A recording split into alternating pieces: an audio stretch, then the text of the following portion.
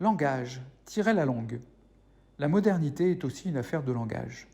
Le corporate a son langage qu'il vaut mieux utiliser au bon moment pour démontrer que vous êtes dans le move. Mieux, ce langage-là se transporte aussi dans nos sphères familiales et amicales. Mais qu'est-ce que véhiculent vraiment ces mots, le plus souvent des anglicismes ? Faisons-nous véritablement un bond en avant dans l'ordre de la langue avec cette novlangue moderniste ? À parler comme dans l'entreprise, comme une entreprise, on pourrait bien finir par se prendre pour une entreprise. Et c'est bien là que le bât blesse. Le langage est performatif. Nombreux parmi nous vont checker pour charger le coffre de la voiture, là où d'autres actent que les courses n'ont pas été faites. Et que dire de la gestionnite aiguë ? Nous voilà maintenant opérationnels pour gérer les enfants, les week-ends, les vacances, les soirées, les émotions. Alors l'idée de bien fonctionner s'est imposée. Et voilà que certains fonctionnent. Et oui, un individu, ça fonctionne, comme on peut le dire d'un objet, d'une machine. Fonctionner en mode projet. Bref, ils animent, donnent du sens, délèguent, sollicitent du reporting et du feedback. Et voilà que cela dure 365 jours par an. Petit florilège du business language. Ne dites plus transmettre, mais cascader. Les managers cascadent les informations vers les équipes, tout comme on cascade un mail. Ne dites plus écart, mieux vaut parler de différentiel. Il y a donc de gros différentiels entre ce que disent et font les gens. Ne supposez plus, vous intuitez. Ne cherchez plus, vous investiguez la maison pour retrouver vos clés. Terminez la planification.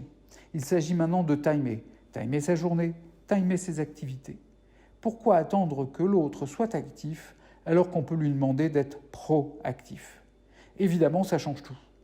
En cas de surcharge, mieux vaut aujourd'hui dire emboliser. Ce surcroît d'activité risque d'emboliser le service. Voilà qui change tout, non ? Le langage invitant la métaphore biologique ou médicale fait toujours plus forte impression. Il suffit d'écouter. Quelques-uns en sont accros. Et voilà que quelques valeurs énoncées forment rien moins que l'ADN d'une entreprise. Lorsque ce n'est pas un ministre qui, jadis, désigna les chômeurs avec le terme de métastase.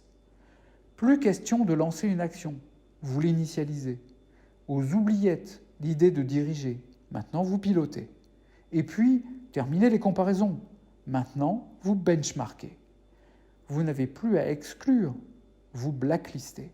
Et la liste s'allonge. Cette novlangue trouve à s'épanouir dans tous les secteurs. Extrait. L'implémentation du projet suppose de capitaliser sur un sourcing qualitatif pour tenir la deadline.